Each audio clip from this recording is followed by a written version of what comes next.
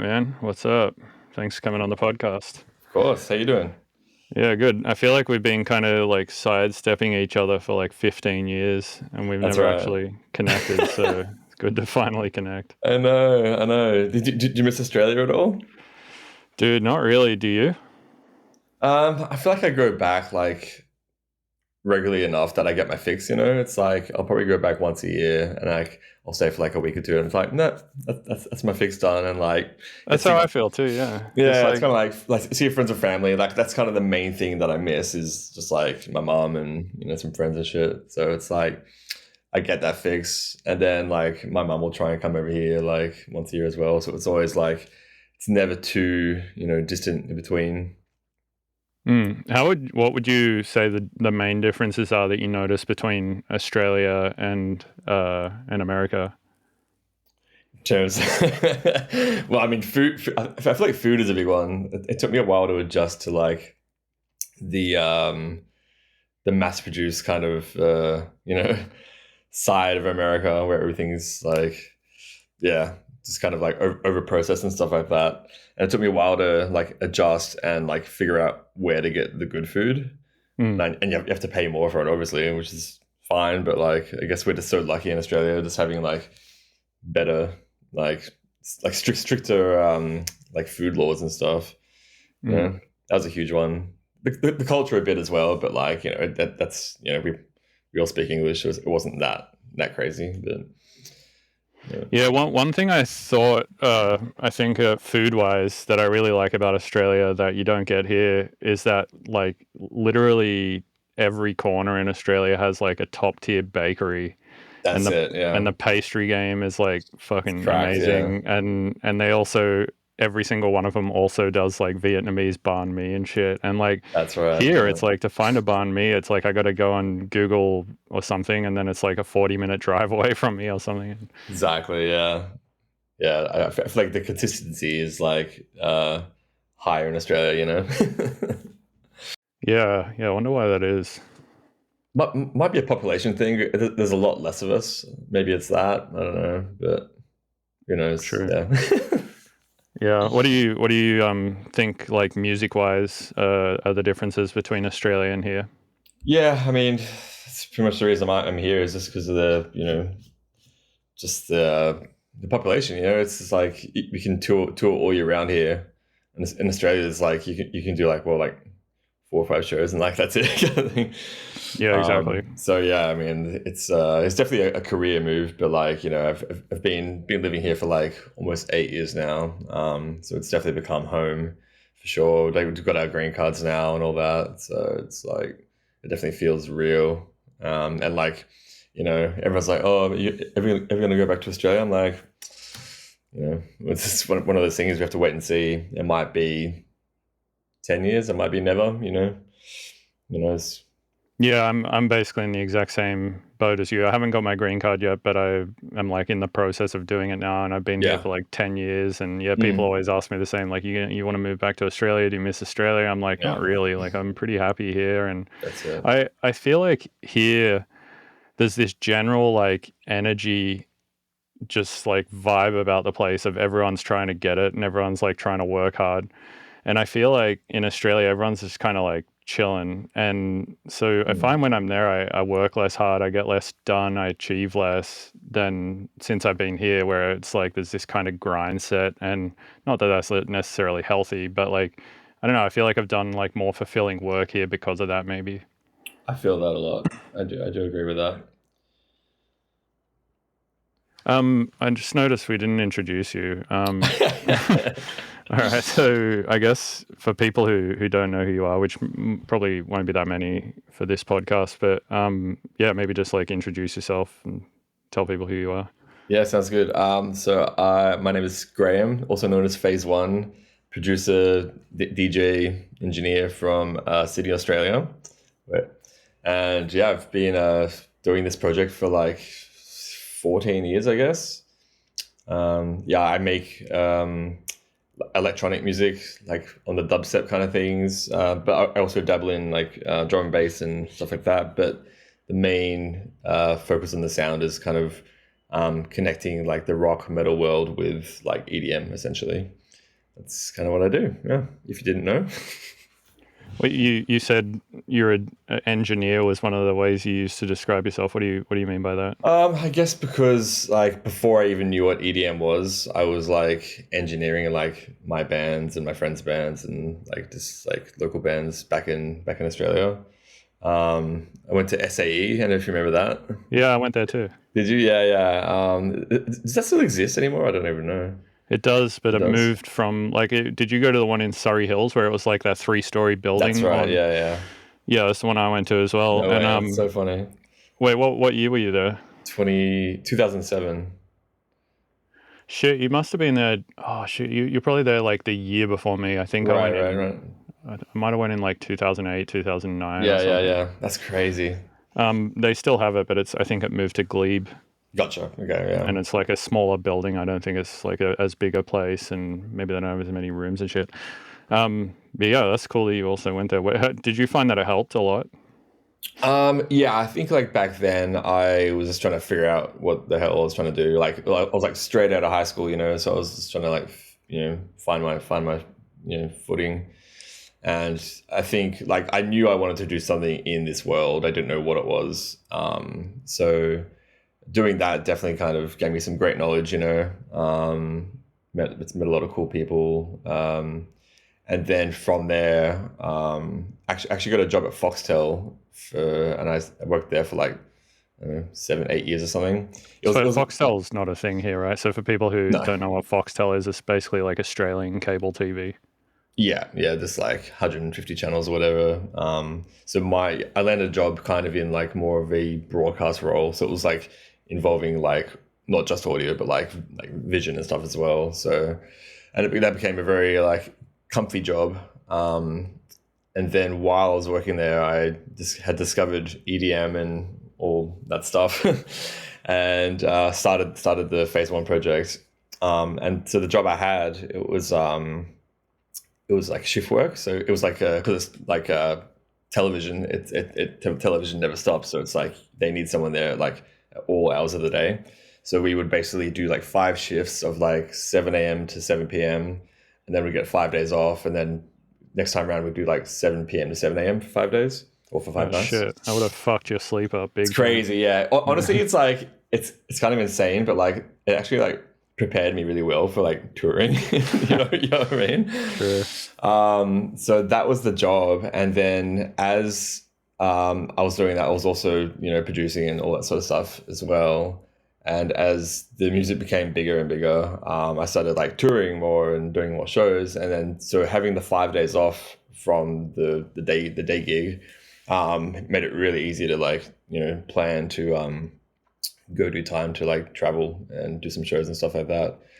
And then by the end, like when PhaseOne was really starting to take off in like 2015 ish, 16, that's when I started like doing dodgies and calling in sick to go do gigs and stuff like that. And then Doing dodgies. yeah, and that 2016 is when I first got my US visa.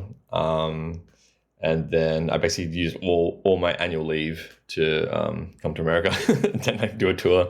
And then after that first tour, I was like, "Fuck it, I'm quitting. Like, I can make this a thing. I think." So then, yeah, literally like 6 months later, I moved. True. What was your first tour here like?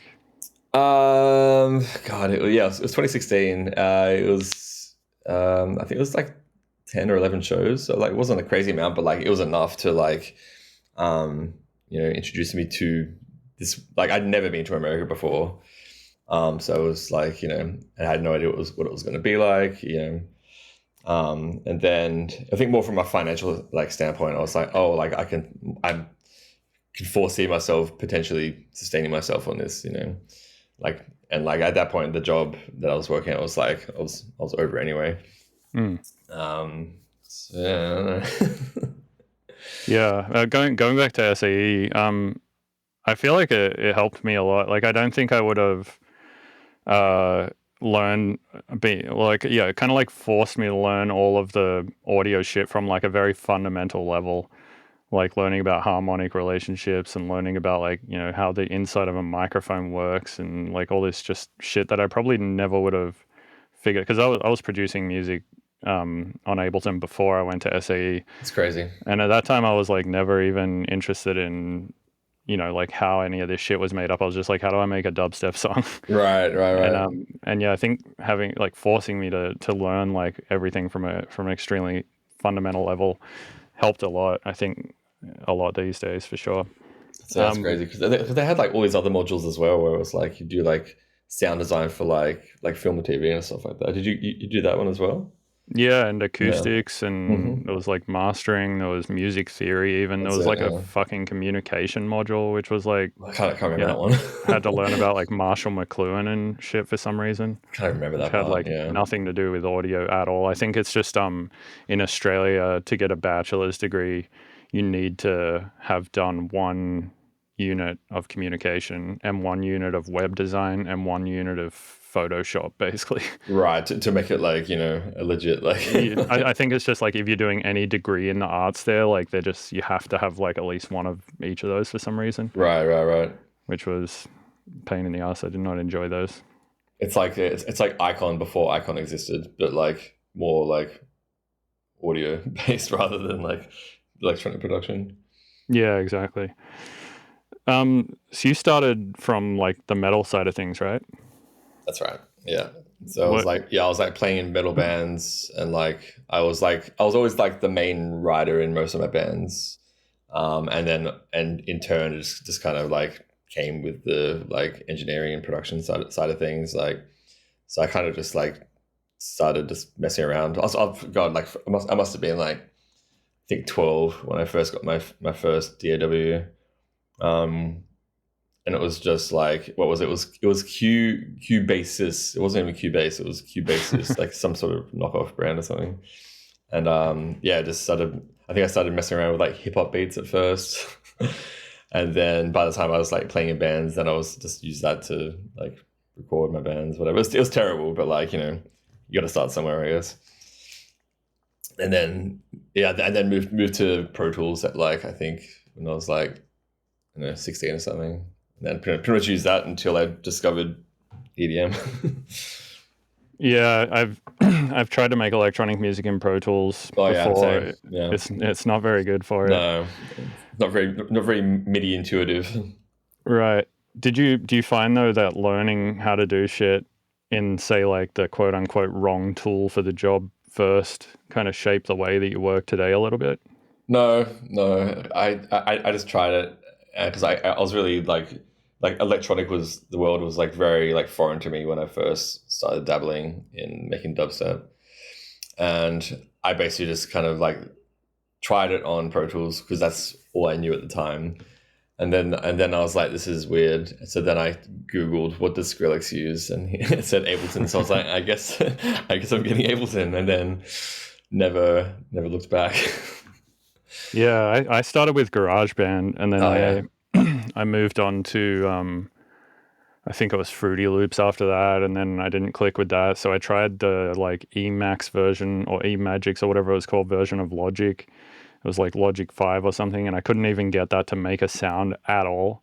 Like Uh, it had this like environment editor with like it kind of looked like Max or something, and I was like, and then I tried Cubase, didn't click with that, and then yeah, eventually found Ableton and was like, this one makes a lot of sense. I feel like it's pretty user friendly. Like once you get it. Yeah, I mean, all the key commands are the same as like you would have in a text editor, like Control C, Control V, all that sort of shit. Exactly. Yeah. Whereas I feel like in a lot of these other ones, like Cubase and stuff, you got to like press 1, 2, 3, 4, 5 to like switch to another tool to like do the thing and Right. all this Right. stuff. And I feel like that was kind of where I was getting stuck with a lot of them. Whereas with Ableton, I was like, oh, I can just use the key commands I already use for doing other shit to do the same shit in here. You started using Ableton when it probably first came out, then, because like I remember getting a demo like CD when I got Pro Tools like back in like 2006 or something. Mm. Like Yeah, the first version I used was Live 4, okay, which yeah, I can't exactly remember what the limitations were, but like it basically had like three native effects, and like operator didn't exist or anything like that, and like you had a limited number of channels that you could have. Groups didn't exist, so you had to create like extra groups and then bus a bunch of channels to that that's group, it. and like Yeah. all these random little workflows like that. God, yeah, I remember like installing it and just being like, I have no no idea what this is. Even after having used Pro Tools, or was this before that? Around the same time, like yeah, around the same time as using Pro Tools before I even got into electronic music. Yeah, Hmm. yeah, because it just kind of looked like this. I didn't know what it was. I was like, I don't know what to do. Yeah. True. And it's like back before like the days of like YouTube tutorials and stuff like that really existed, you know. I feel like back then we were all just kind of guessing, especially when like the dubstep like glory days came around. Like there was like there was, what was those sample packs called? Vengeance. Vengeance, There was like yeah. it was like Vengeance sample pack, and like everyone was just taking that because that's all that was available back then, and like barely any YouTube videos like compared to now where everyone it's like everything's so accessible, and like there's just so much like content for people to learn from. Like like you almost don't even need to go to school anymore. Yeah. Yeah, I think if you want to make dubstep, for sure, you don't have to. But also, I think like the meta of production for dubstep didn't exist back then either. It's kind of like there was really no meta for it because no one, like, the genre was sort of still in its roots, or still in like the early days. So people hadn't figured out that like putting OTT on everything makes shit sound good, and people hadn't Right. figured out that like grouping everything together and side chaining the whole group to your kick and snare is what the move is and stuff like Yeah. that. Like people were, putting sidechain compression on like every single channel separately, and like no one was cutting any lows out of their Yeah, everything yeah, else but yeah. I sub. know. Yeah, Such a and like crazy the time. yeah, and now that all of that meta is just kind of like standard knowledge. It's kind of like the hundredth monkey theory or whatever that theory is, where like if 99 people learn a thing, then all of a sudden it just becomes like mimetic, Yeah, that's it. That's it. What a time to be alive. right? What does your process look like for making music these days? I don't really have a process. Like often it usually just starts with me playing guitar. Like I've been playing guitar since I was like a kid. And it's usually just like I'll just be messing around and like I'll come up with like a chord progression or like a melody or something like that, and then it's usually me taking that and like translating it into the MIDI and like trying to make something out of it, kind of thing.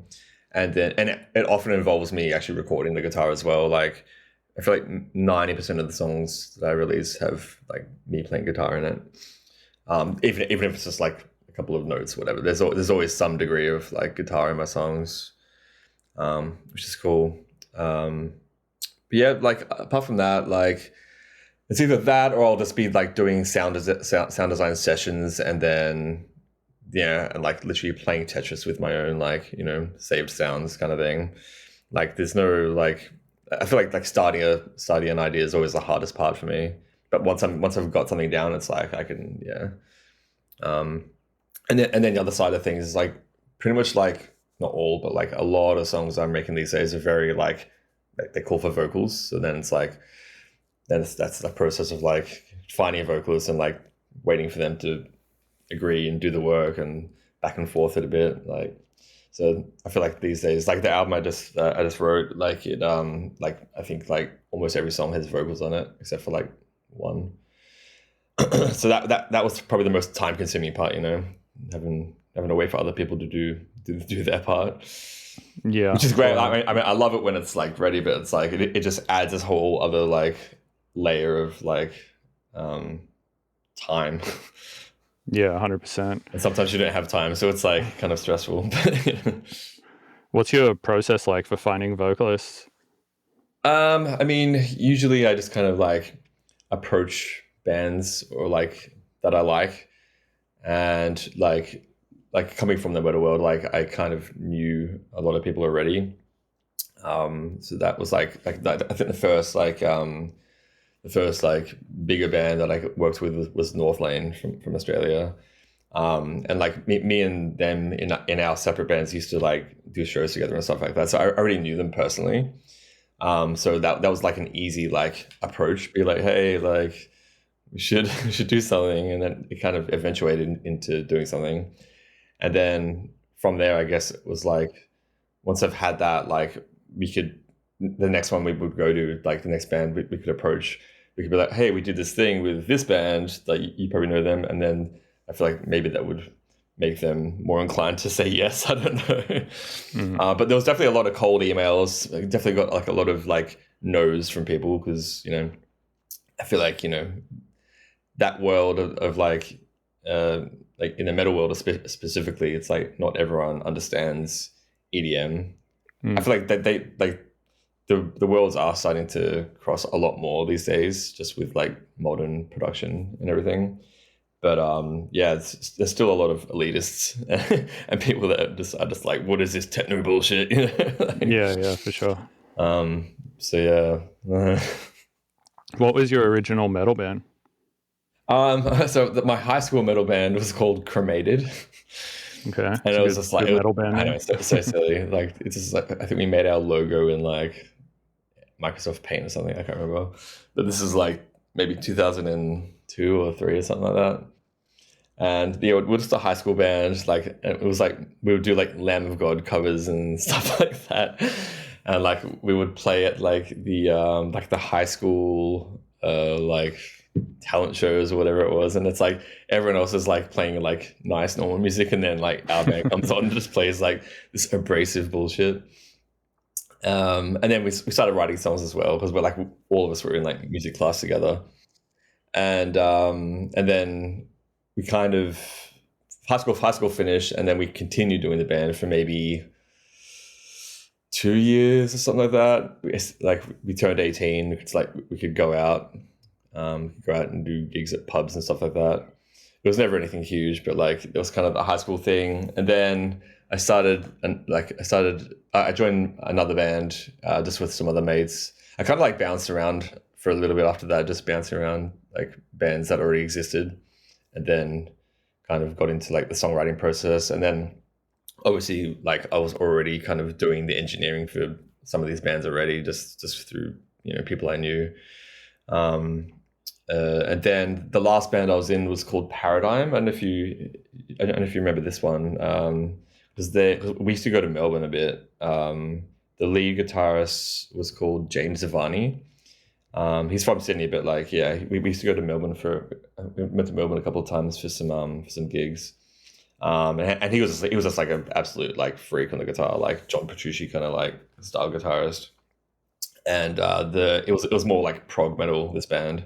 So like that really like made me step up my chops. And because like one of the songs was like 10 minutes kind of thing, and like all different sort of time signatures and stuff like that, and trying to keep up with him was like kind of so that was the last band I was in kind of before I discovered EDM, which is kind of like a weird like segue, I guess, going from like prog rock metal to like dubstep. I don't know, very strange.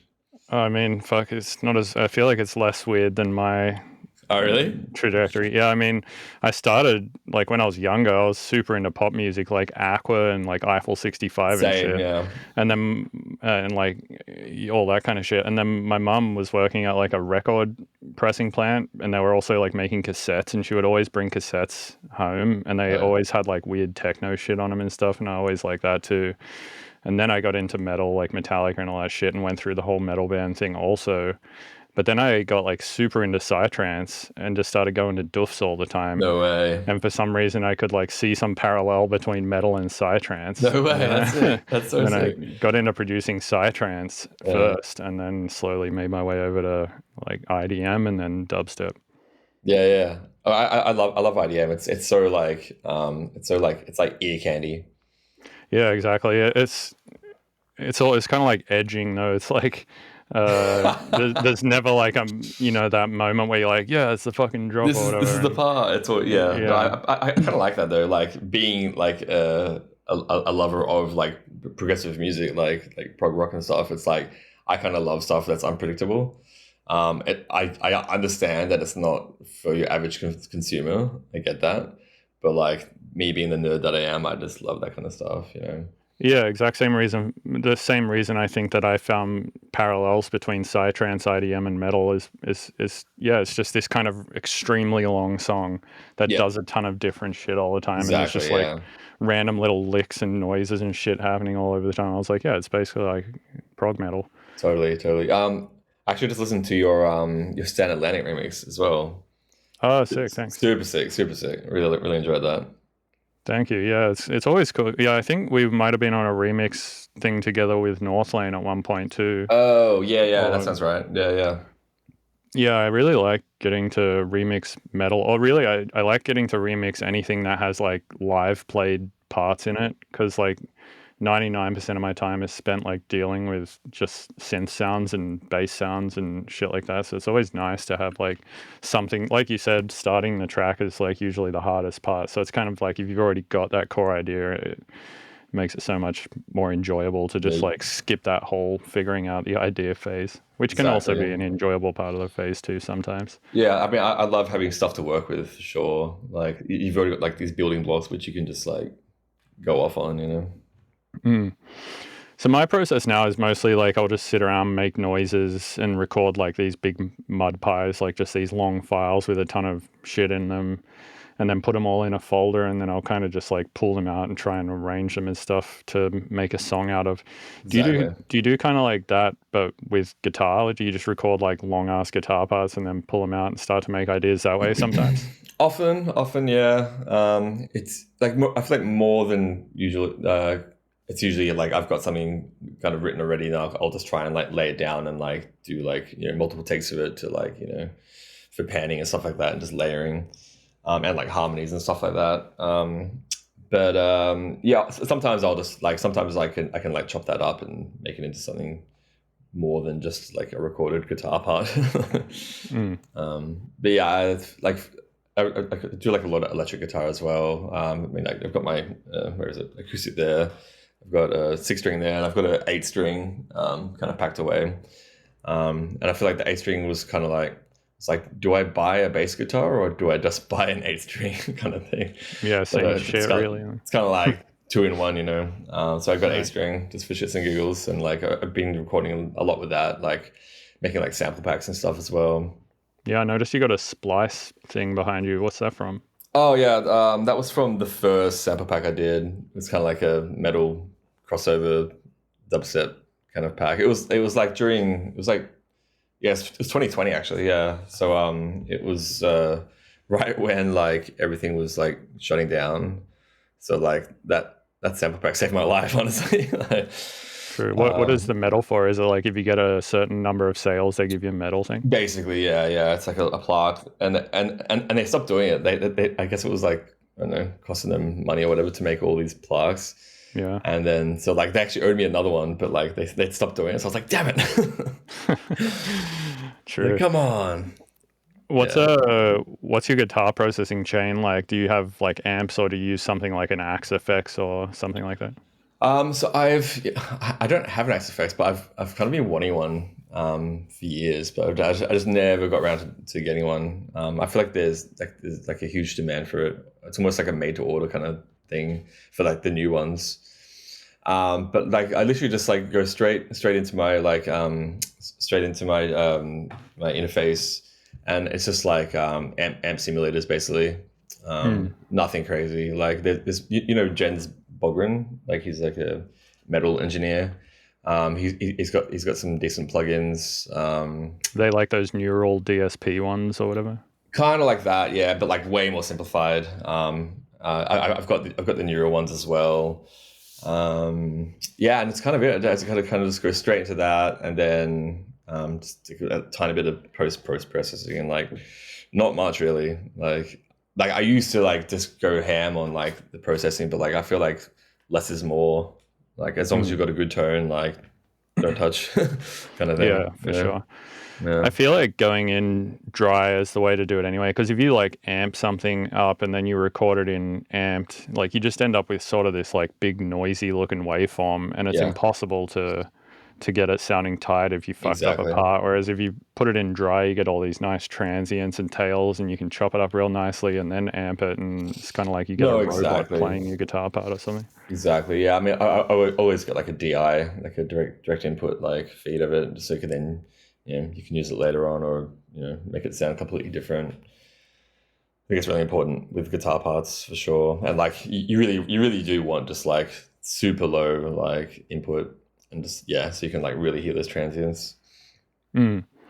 What do you do for metal drums? Do you use something like Addictive Drums or Superior Drummer or something? I've got so like all my or like the toms and like kicks and snare and stuff like that. They're all just one shots. Okay. They're just one shots that like I've either found or recorded over the years. For cymbals, I use what's the one I use? It's the Get Good drums. It's like have you heard of them before?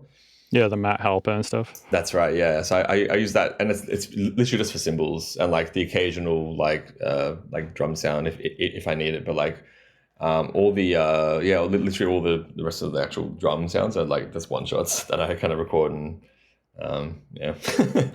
It's kind of like it's a lot more manual than like the slapping the notes in MIDI. So I'm literally just dropping and dragging like the audio like files into like my DAW and like just like fucking with like the velocity or like the volume and everything and just trying to make it sound as realistic as possible. Yeah, It's very true. time consuming, but like I know like I just prefer the way that sounds over like the straight out of the uh packet, like VSTs, I guess. And to get like, because obviously if you just like paste a one shot over and over again, it starts to sound a little bit robotic or whatever. Do you like Can. manually go through every sample and like change the fades on everything to make them slightly different or something? Yeah, Or how do yeah, you manage totally. that? Yeah, change the volume, change the fades. Like I've got like some of the samples I have different like different instances as well.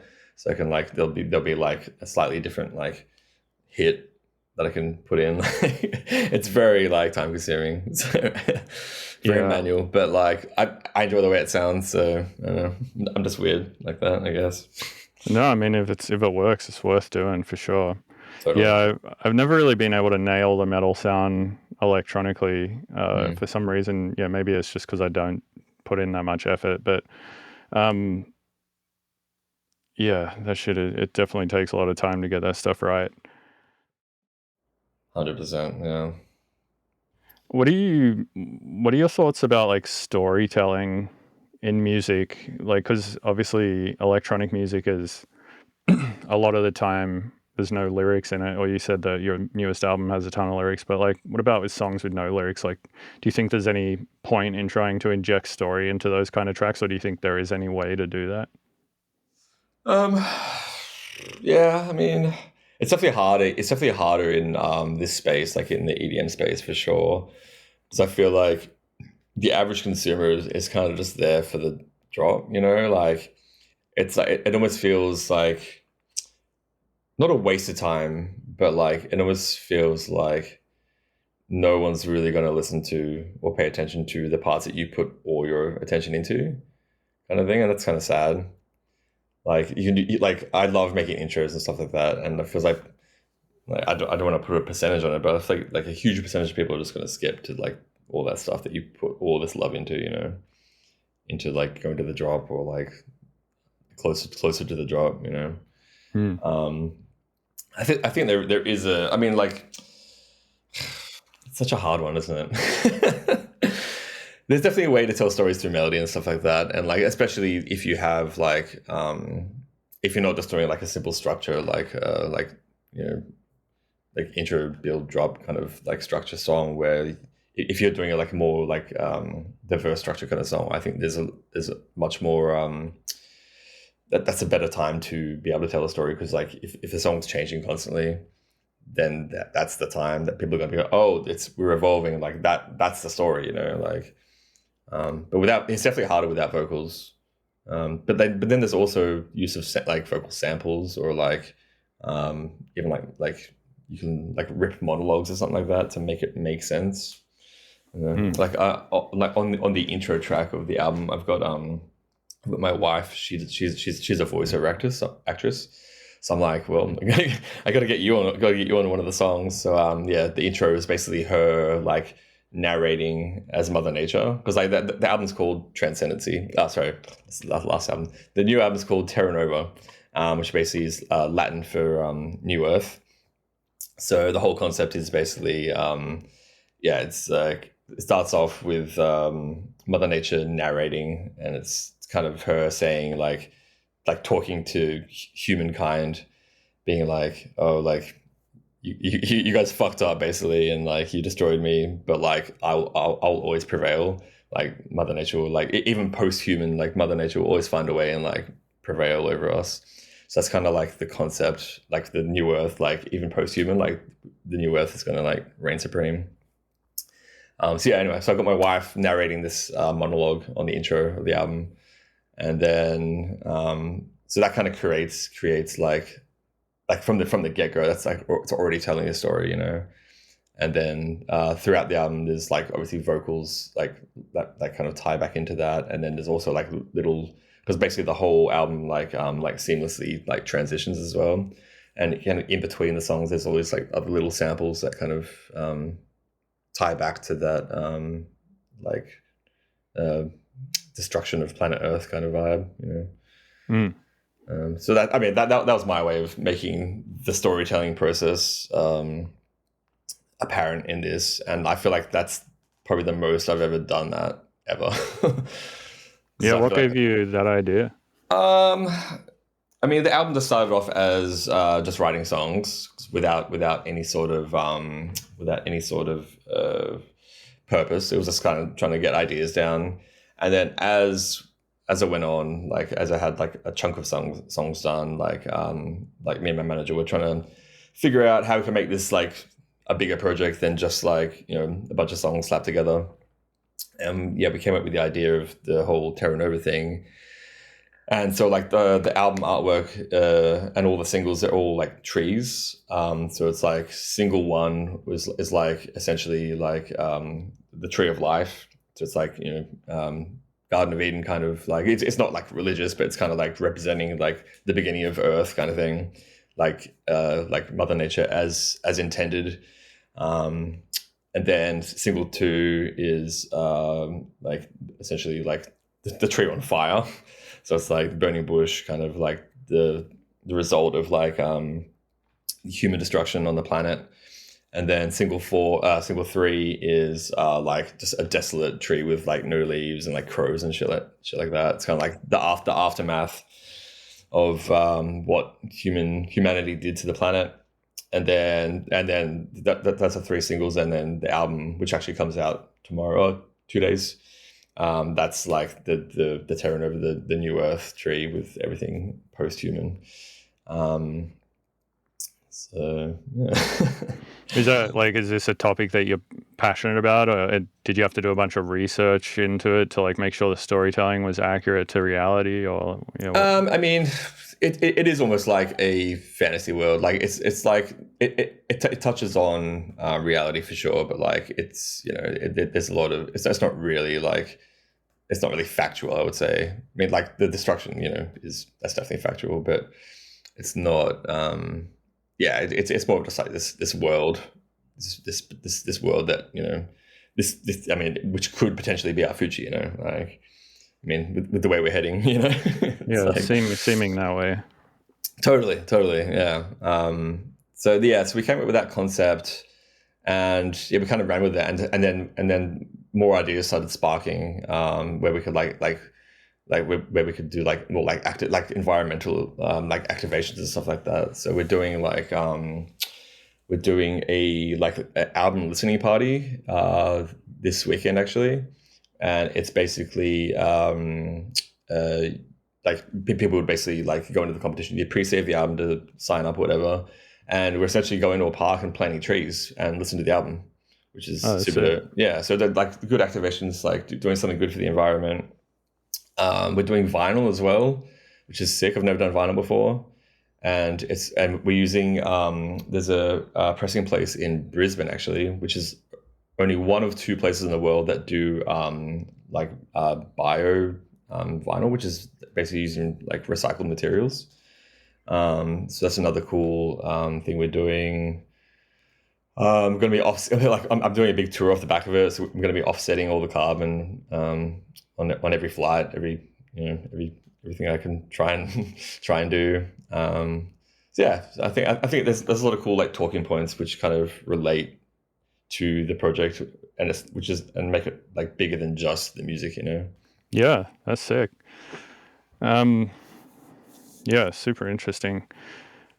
Yeah, it's kind of crazy that like with the amount of flying that DJs do, like how much fucking carbon that's Dude, it's causing. insane. Yeah, not looking forward to that part of the tour. Yeah, how are you offsetting the carbon? So there's a couple of places in Australia actually that you can basically pay them and they'll like plant trees and stuff like that. There's also like I think like the airlines also give you that option as well. Um, just essentially you're just paying money, but like I think they do the same thing. It all comes back to like Just yeah, more trees. basically yeah. It's kind of wild that that's the solution. It's like you just pay someone to plant some trees, and that's how you offset your Right. flight carbon. It's like, I fuck, know. Yeah, we it's kind do. of We live. insane. The world is Uh, so cooked. oh, dude, yeah, we're fucked. Like, yeah, like there's just too many people in this world now. Where it's like, well, like overpopulation is definitely a key. Mm. Yeah. Yeah, it's good that you're using a bio vinyl spot. I haven't used a spot in Brisbane, but I did a vinyl a few years ago where I used a spot in, I think it might have somewhere in Europe that did the same thing, like Yeah. make vinyl out of biomaterials and stuff. Because yeah, vinyl is like fucking horrible for you and horrible for it's made out of what, polyvinyl chloride or something. Something like that. Yeah. It's not good. And I saw Ben Jordan did a video on this a while ago where he had like some meter that was able to test the amount of like particulates in the air that are bad for you, and he put this meter next to the vinyl player No whilst way. the vinyl was playing, and the meter just started beeping like an No insane way. amount. Yeah, apparently it's bad. Jesus, that's crazy. Well, it's like so just like box up your vinyl collection basically. Dude, literally, yeah, like having vinyl around you is apparently not very healthy. Like I say, Start chewing on it. it's made out of the shit that's illegal to put pipes in your house with, Oh because shit. the piping in the house is like so bad for you that they made it illegal to use this Whoa. polyvinyl chloride shit for pipes. Yeah, true. And so, but somehow vinyl's still fine. But yeah, kind Is it of going to be one sketchy. of those? It's going to be one of those things in like 5-10 years when they come back and like treat it like it's asbestos and like try and get rid of it all. I mean, that's basically how they treat polyvinyl chloride. I'm pretty Yeah, sure. Yeah. fucking hell, that's crazy. Maybe they just like in general, there's not enough vinyl for it to become like a massive problem or something like that. And it's not like we're Yeah, ingesting it; like it just kind of sits there, yeah, touches exactly. our fingers at the worst. Yeah, exactly. So it's probably not quite as bad, but yeah. So you've been doing this for a long ass time to witness like all the shifts in dubstep, I feel like, or at least the last 15 years or so of it. What do you think has changed the most, and what do you think has stayed the same? Um, the amount of people doing it is a huge one. I think. Like I feel like back when we were like starting off, like there was only like I mean that's a chunk of people, but like compared to now, like everyone's a DJ, everyone's a producer, and like everyone's really good because as we were talking about, like the accessibility to like these tools like sample packs and Patreons and all the things, um, you know, people can just get good really quickly now. Like I feel like it took me ages to get decently okay, so the amount of people doing it is very insane. Like I was talking to Jake Kill the Noise earlier this year, and he's like, dude, it's hard being an old head. It's like yes, we were lucky when we came on because it's like timing had like a huge part to do with that.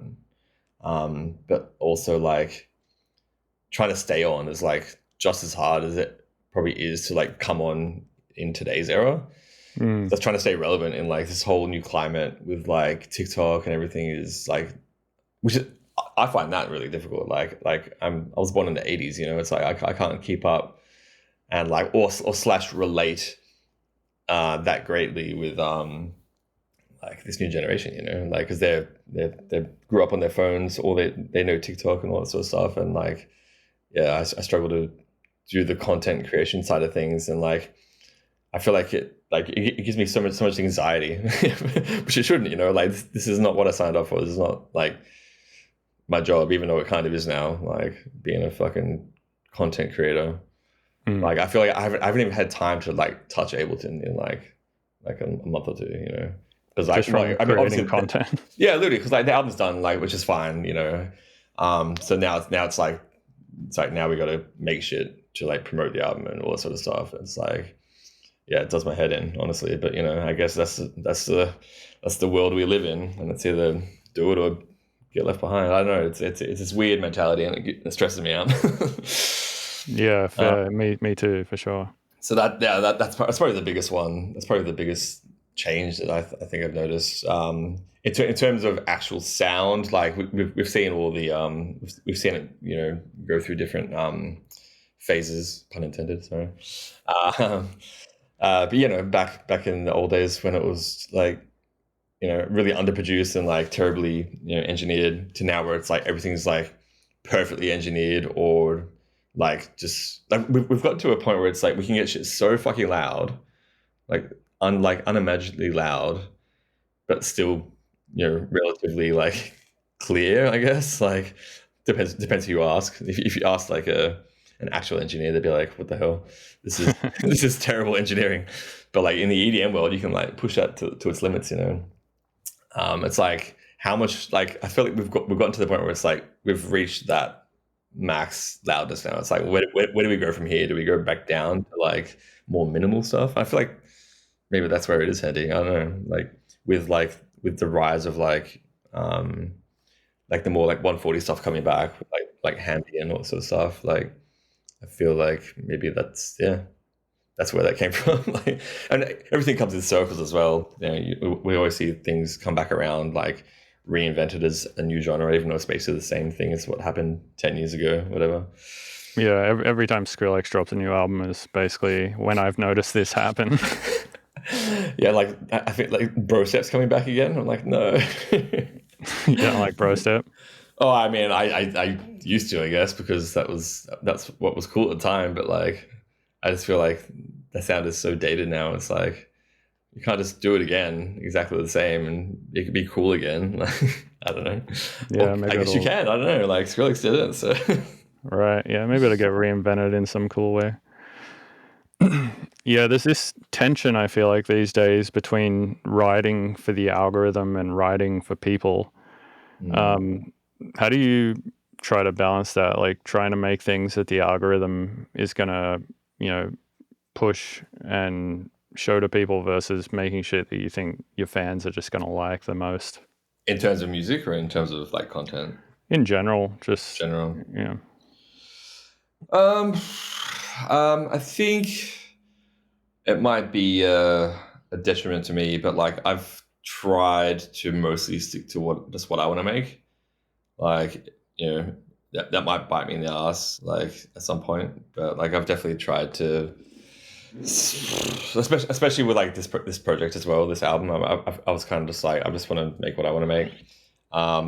Previously, like with singles and stuff like that, I've definitely tried to cater to, you know, what's cool at times. You know, I feel like that's kind of inevitable, to try and like, you know, dabble in that because like you want to stay relevant. You know, you want to be on people's radar. You want to get booked. You know, you want like the big dudes to like, you know, take you on tour or whatever. You know, it's like there is that game where it's kind of like do your thing, but also do what's cool and find a happy middle ground, I guess.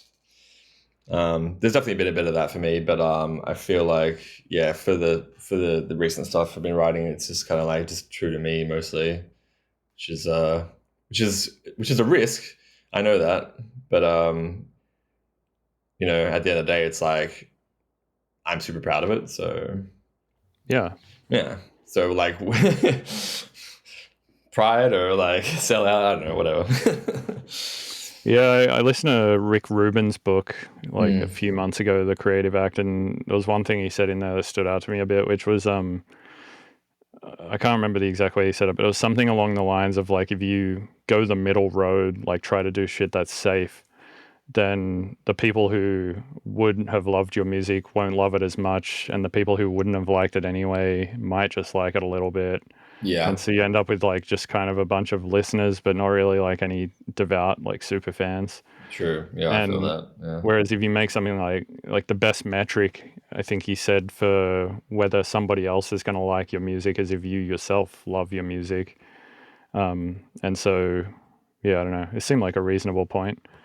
Yeah, I mean, like, it makes total sense, right? Like in theory, yeah. It's like, Yeah, I mean, the stuff that I return to often and really love, and the shit that I'll listen to forever, basically. I've been listening to it for like 20 years and I'll still listen to it probably 20 years from now, no, is shit exactly. that's really not that popular, or, that it's like old box cutter tunes or like old square pusher tunes and shit like that. Yeah, that's crazy. Yeah, yeah. I mean, like, I was like, I think my favorite band, like in high school and post high school, was like Opeth, Mm, just like prog rock metal, and like, it's not mainstream at all, but like, still, like, just compositionally, some of the, like, in my opinion, some of the sickest tunes. Yeah, but to the average listener, they'd get bored after like 3 or 4 minutes. And it's like mm, 20-minute songs. It's kind of like, ugh.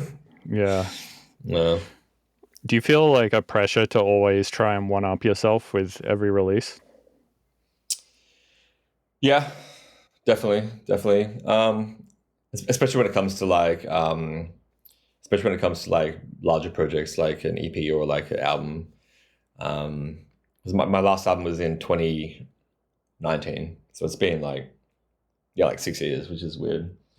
So there was definitely like a lot of pressure around that. Just because it's like, where do you even start to like think of like making an album? It's like, so such a weird concept to me, and like it's not one I hope to do for a few more years at least, because like you've done it before. It's a daunting process for sure. Um, yeah, I don't know, like, but yeah, the pressure is definitely there. It's like, how do you one up yourself? Like, obviously, like, there's been time, and like, there's more tools, there's new VSTs, there's new plugins and stuff. There's, in theory, you should have more knowledge as well, and like Mm. engineering techniques.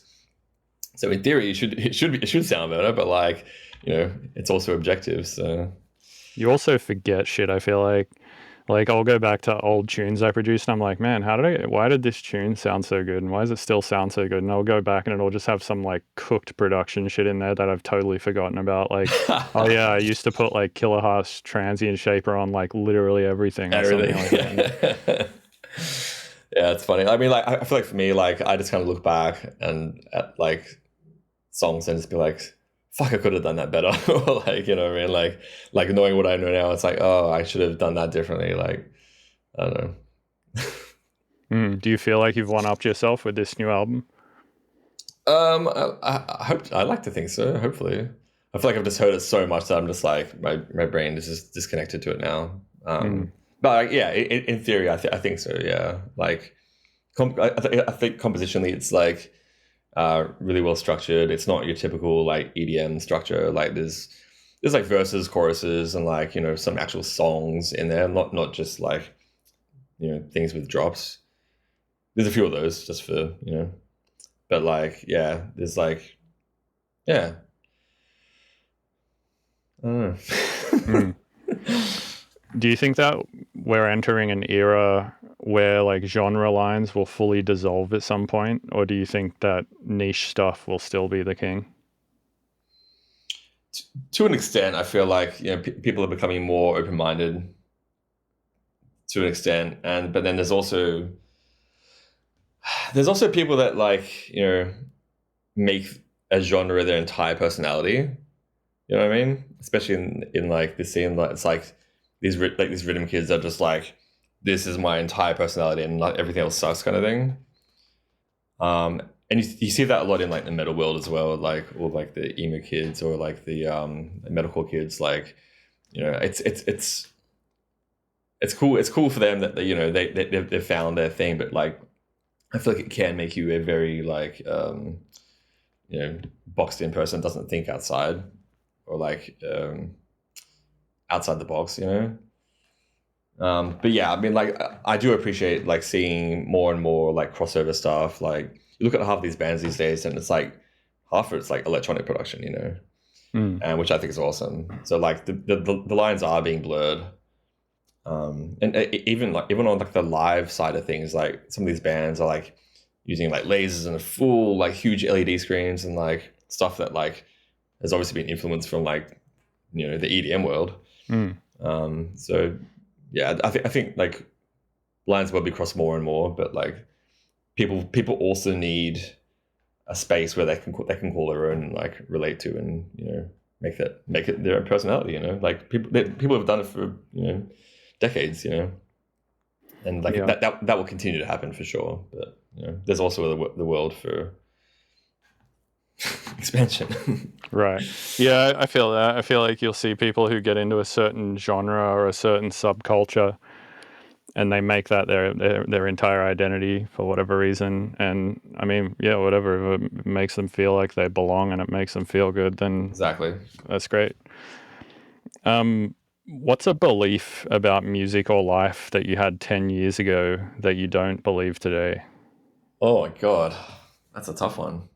A belief? Yeah. Um, Like something that you believe to be fully true 10 years ago. It can be about anything that you just no longer believe. That's so. That's a. Do you have one? Because I'm struggling to even think of one. Yeah, I used to think clipping the master was not a good thing to do. Oh yeah, I guess that's a good one actually. Yeah. I always was like, yeah, you have to have a limiter. You have to keep it around this range. It should only be doing this amount of like gain reduction. Now I'm just like, fuck it, just put a clipper on the master and run it into the room. Yeah. No, definitely. So that was like some more metagame shit that like no one figured out until like 2020 or something. Like literally in the last 5 years, literally. Yeah. No, that's a really good point. Yeah. Yeah, that's probably one for me as well. Like yeah, I know. Like because like it is like on paper like bad engineering, like but like in like the digital era, it's like God, like you can just push it so far now. Well, no, it's not though. Like on paper, it's perfect engineering because it's like it's basically compression or limiting, but with instantaneous attack and release time, so it doesn't fuck your transients up at all. It makes total sense. Yeah, no, I guess you're right actually. Yeah, but like, are like a pop engineers like doing that? Probably. I mean, I don't know. Who knows? I mean, yeah, if Skrillex is producing their stuff, maybe. I don't know. I guess, yeah. Could ask Tom Norris. Yeah.